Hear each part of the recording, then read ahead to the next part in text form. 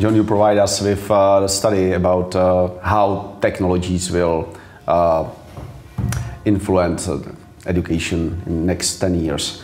Please tell us what is the outcome of the study. Tell us about some conclusions. Okay, well, first of all, I just want to frame that this study is the first part of two parts. So this first part takes a global view, looking at trends, which is kind of cool because just asked to study what's going on in the world and describe it.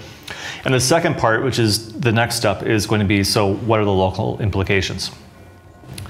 Now, in the first part, which we just concluded, we analyzed almost 1,200 academic articles on disruptive innovations or disruptive technologies in education.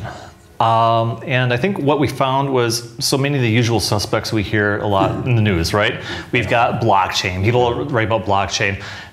We've got artificial intelligence. We've got augmented reality. We've got the metaverse, for example. The really interesting thing, though, is that what we've really revealed is that there's this disconnect between what's happening in society broadly, in society, in the economy, in other sectors, and what's happening in education and education policy. So education policy seems to be very separate and maybe not even recognizing many of these changes that are happening broadly. Do you think that the education left behind in some terms in this world? You know, we could have had this conversation 20 years ago and the answer would have been the same. We could have had this conversation 30 years ago, the answer would have been the same. Yeah, education's left behind. So education systems just can't figure out what to do with this sort of change. They're tooled for the industrial paradigm and just teaching the same old stuff the same old way, pretty much, right? This is the 19th century industrial, putting kids in boxes, lining them up, and teaching them what is truth and everything that they need to do just to be smart enough to operate machines at factories. In the meanwhile, we've had several industrial revolutions since, and the world is becoming a whole lot more interesting. And what we're really facing is a crisis where the workforce that we're preparing is not relevant for society. So what to do with this problem? What is your best opinion? You know, I don't think there's one single way to do things. The phase 2 of the study is going to look at policy recommendations for things that we could do in Prague at the regional level.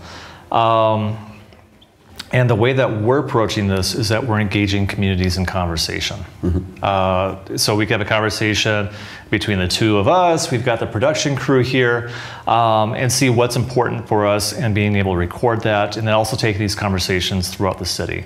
And then going in and through qualitative data analysis, go in and find patterns that come in that really form policy recommendations for what the community thinks is important. And I think really importantly answering the question, you know, can we come together as a community to meet these challenges, or to even lead ahead or leapfrog ahead of these challenges to build the future?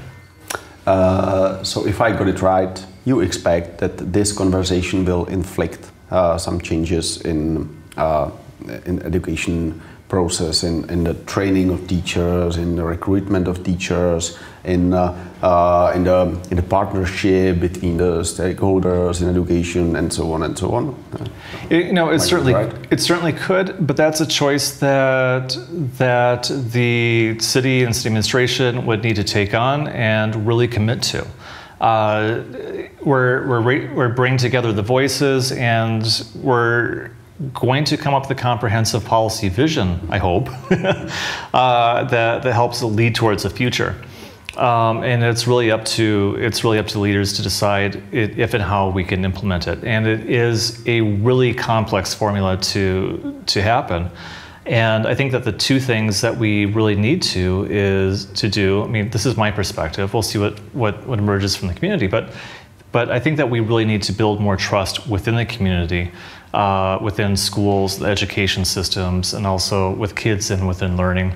And I think we also need to attend towards curiosity. We talk a lot about soft skills, for example, like entrepreneurship or computational thinking or being a good person. But I think that the most important soft skill is really curiosity.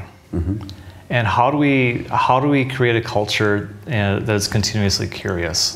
We've got kids that are continuously curious. We've got adults that are continuously curious. Because if we're not curious, we have no chance of changing or adapting to the future, which is evolving with or without us, right?